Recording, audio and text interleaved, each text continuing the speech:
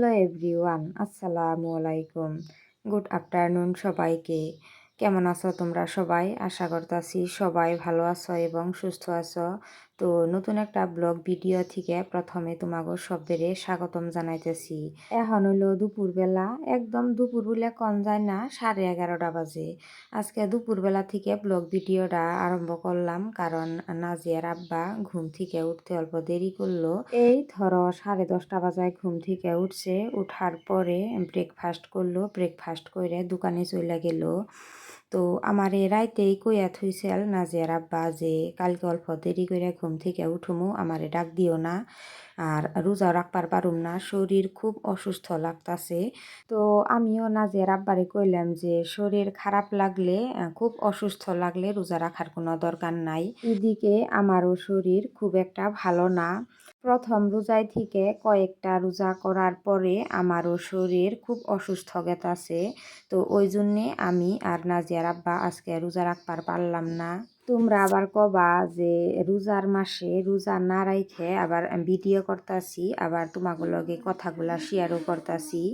আসলতে কি জানো, আসলতে আমি ওইটা ভাবে কই নেই। আসলতে আমি ভাবি যে আমি যেহেতু আমার রেগুলার আমার লাইফস্টাইল, আমি সারাদিনে কি কাম কাজগুলো করলাম কি করলাম না ওইগুলাই তোমাকে লগে শেয়ার করে থাকি। ওই জন্যে কথাগুলো তোমাকে লগে কইলাম, যেহেতু তোমাকেও আমি আমার পরিবারের মতনই ভাবি। যাই হোক, তোমরা আমার এই রোজা না রাখা কথাগুলো একদম খারাপভাবে নিও না, পজিটিভভাবে নিও।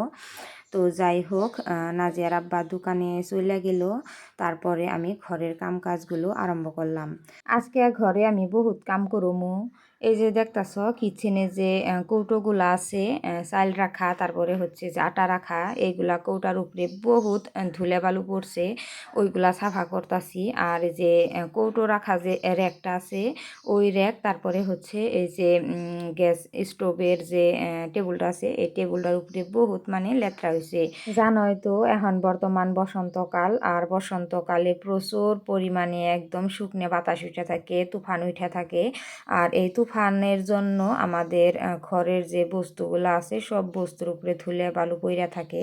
তো ওই জন্যই ভাবছি যে আজকে সমস্ত বস্তুই আমি ভালো করে মুছামুছি করে অল্প সাফা করুমু। আসলতে এই দিনে আমরা ডেইলি ঘরের বস্তুগুলা ভালো করে মুছামুছি করে সাফা করে রাখা দরকার, কারণ ডেইলি বাতাস উঠে থাকে আর ডেইলি ধুলে বালু আয়ানে একদম সব বস্তু লেত্রা করে হালায়।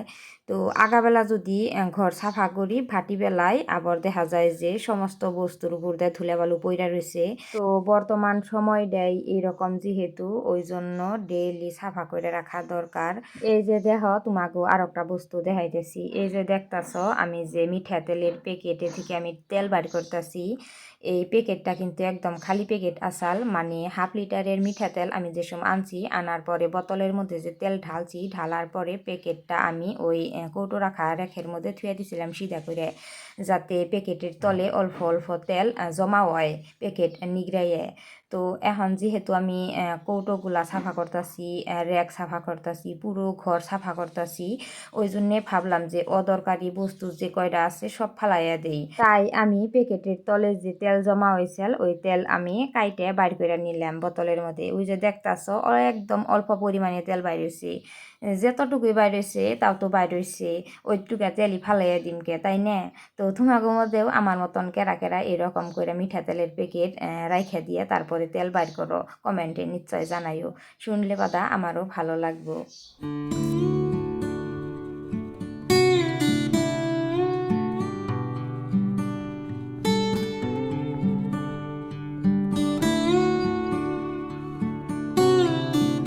আমার রেক সাফা করা হয়ে গেছে, এখন আমি সাফা করবার আইলাম গ্যাসের চৌকাটা।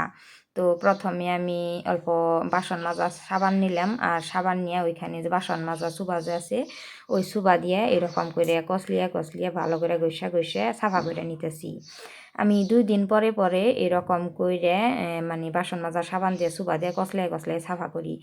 আর ডেইলি যে আমি ভাত রান্ধি, ভাত রান্ধার পরে অল্প ভিজে কাপড় নিয়ে অল্প মুইসা থুয়ে দিই এমনিই।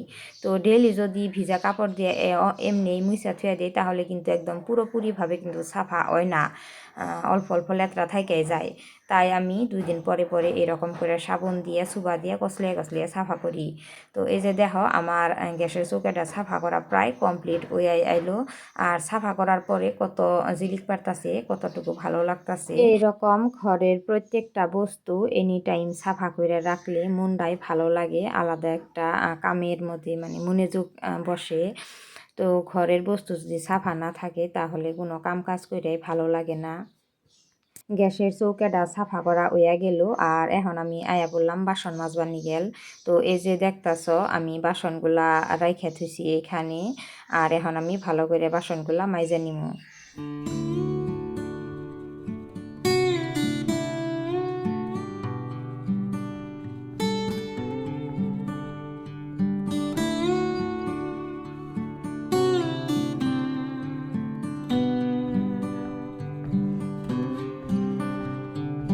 বাসন মাজা হইয়া গেছে। তো এখন নাজিয়া আমার বুগলে আয়া কবান হইছে, মা আমারে খিচুড়ি দেও।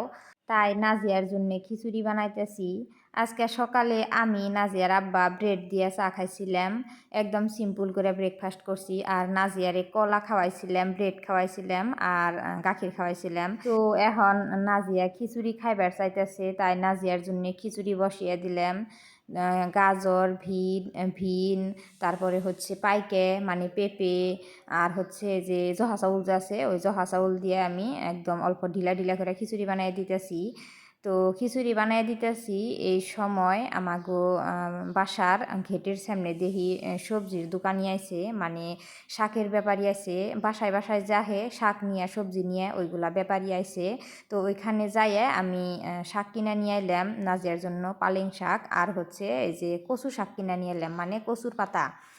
ভাবছি যে আজকে তো দুপুরে আর রান্না বাড়া করুমই না, নাজিয়ার আব্বা আর আমি দুপুরে ঠান্ডা ভাত খামো কালকে রাইতেকার, মানে যেহেতু রোজা রই নেই, রোজা না থাকা অবস্থায় দুপুরে যদি ভাত রান্না খাই খুব খারাপ লাগে, নিজেরই খারাপ লাগে, কীরকম চুরাম চুরাম লাগে। ওই জন্য আজকে দুপুরে আর কি রান্ধুমো না, ঠান্ডা বাতি খামো। আর এই যে দেখতেছ পালেং শাক রাখছি, পালেং শাক দিয়ে রাইতে নাজিয়ারে খিচুড়ি বানাই দিমু। আর হচ্ছে যে কচুর পাতা যে রাখছি কচু শাক, এই কচু শাক আমি ভর্তা বানামো। কচু শাকের ভর্তা তোমাগো মধ্যে কেরা কেরা খাইয়া ভালো পাও কমেন্ট করছে। আমি তো কোনো দিন খাইছিলামই না, বিয়ার আগে আমি জানতামই না যে কচুর পাতা ভর্তা বানিয়েও খাওয়া যায়। তো বিয়ার পরে আমার শ্বশুর আব্বাই দেখছি যে মাঝে মাঝে কচুর পাতা কিনে আনছে। একদম ফার্স্ট টাইমে যে আমার শ্বশুর আব্বাই কচুর পাতা কিনে নিয়ে আইলো, আমি তো দেখে অবাক হয়ে গেছিলাম যে কচুর পাতাও কি কোনোদিন ভর্তা বানিয়ে খাওয়া যায় নাকি। তারপরে ভর্তা বানাইয়া খাইয়া দেখি সত্যি খুবই টেস্টি লাগে। আমি তো জানতামই না যে কচুর পাতা ভর্তাও যে এত স্বাদ লাগে। ও শাক কয়টা বাইছা নিয়ে তারপরে আমি ঘর ঝাড়ু দিলাম, ঘর ঝাড়ু দিয়ে নিয়ে অল্প কয়টা কাপড় ভিজাইছিলাম সকালে, কাপড় কয়টা ধুয়ে নিয়ে তারপরে আমি দুপুরবেলা ভাত সাত খাইয়ে আমি নাজিয়া ঘুমাইছিলাম। তো এই যে এখন হলো সন্ধ্যাবেলা, তো নাজিয়া ঘুমে থেকে উঠলো, আমিও ঘুমে থেকে উঠলাম। উঠার পরে নাজিয়া কবানেছে, মা আমারে গাখির দেও। তো নাজিয়ার জন্য যে গাখির গরম করছি, এখন নাজিয়ারে গাখির দিমু, গাখির দিয়ে নিয়ে পরবার বসামু, পরবার বসায় থুয়ে তারপরে আর কি আমি অল্প মানে ভিডিও এডিট করুম। মাঝে মাঝে নাজিয়ারও খবর রাখুম যে কি পড়তাছে। ভালো করে তো পড়বার পারে না, মানে লেখবার পারে, কলম কিতাব দেব হয়ে থুই, মানে একদমই ছোটো বাচ্চা নাজিয়া, 3 বছর মাত্র চলতাছে। তো মাঝে মাঝে আর কি কিতাব কলম দেব হয়ে থুই, সন্ধ্যাবেলা যেহেতু এখান থেকে অভ্যাস করতাছি।